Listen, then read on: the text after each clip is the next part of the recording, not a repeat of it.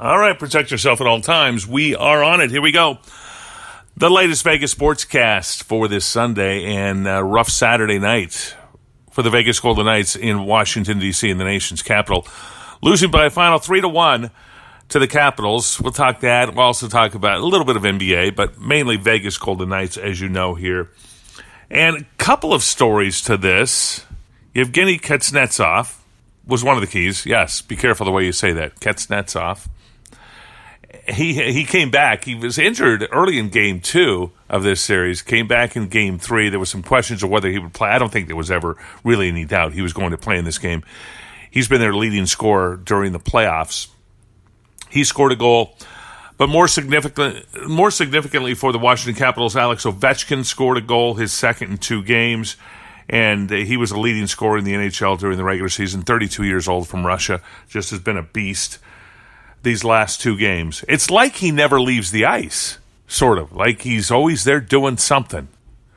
Now, the first game of the series, they'd slowed him down.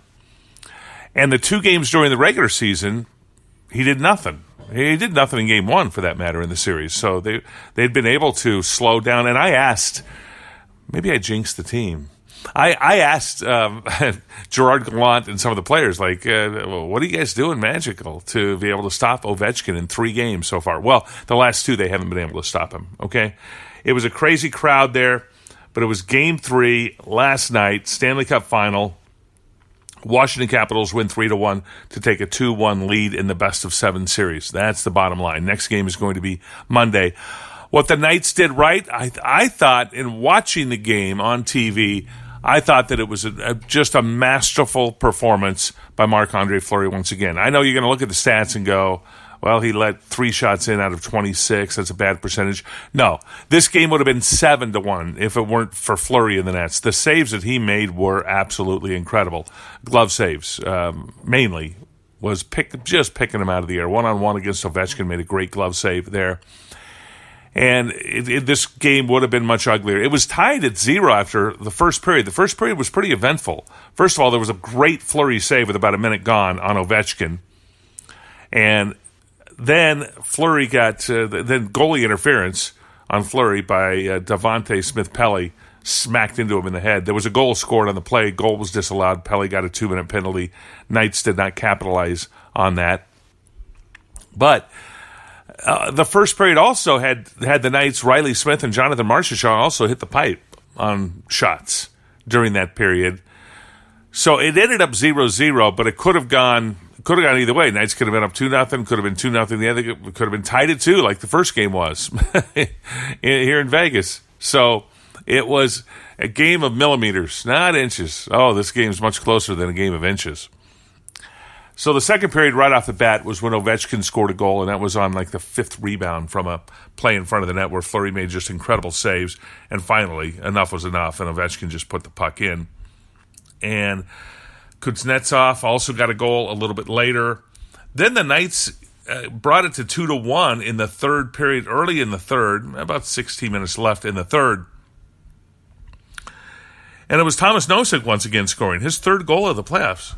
Did 3 goals in the Stanley Cup Finals. So really an incredible performance here by Thomas Nosek on the 4th line for the Knights, scoring once again. And it was a mistake by Braden Holtby behind the nets where he just put the puck out in front. He actually fed the pass to Nosek to score. And then there was a goal late. And this was a mistake by Shea Theodore that he made, not clearing the puck. And a pass was made in front to Devante Smith-Pelly, who scored to make it 3-1. That was the final. Bottom line for the Knights, they got 22 shots on goal. You're not going to win many games with only 22 shots on goal.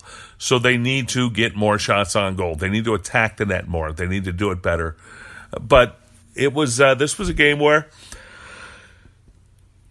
the Capitals skating fast, playing fast, were able to shut the Knights down in the neutral zone and keep them from getting the puck in and get great scoring opportunities. They didn't have many, other than, like I said, those 2 shots at the pipe and the goal.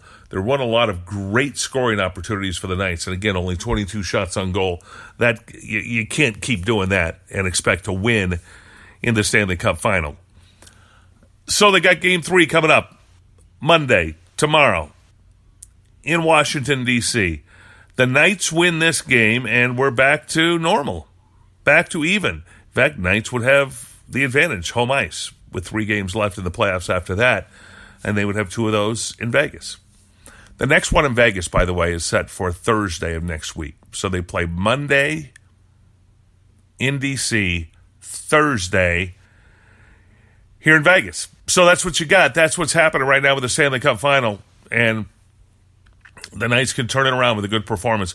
And they usually respond well, okay? They haven't given up. Let's go. This is back-to-back losses. They have not had that happen to them in these Stanley Cup finals. They have not lost back-to-back games in the playoffs. Not just the final, but in the playoffs, they have not lost back-to-back games. So it would be remarkable for them to lose 3 in a row. Can it happen? Well, if they play like they played Saturday, yes. Yes. I'm expecting some lineup changes. Here's what I'm thinking. Tomas Tatar might be in the lineup, and we might see an entrance of William Carrier for Ryan Reeves. And Reeves has played well. He's scored a couple of goals, so he's done well. But just sometimes just to shake things up, okay? Sometimes just to mix things up, shake things up. But I'm guessing there's going to be some lineup changes. And Gerard Gallant has a history of pulling the right buttons, pushing the right buttons, making the right things happen, pulling the right levers, however you want to say it. But he's got a pretty good history of when he makes changes, things happen. So we will see what happens if he's able to do that and make something happen for Game 4, Monday, 5 p.m.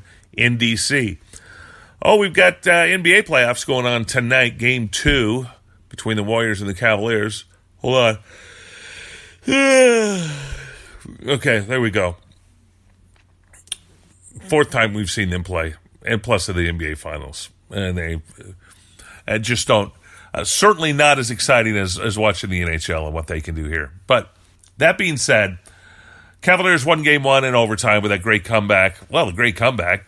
Well, J.R. Smith blew it and thought they were ahead when he tried to run the clock out, and didn't quite happen. It was a tie game.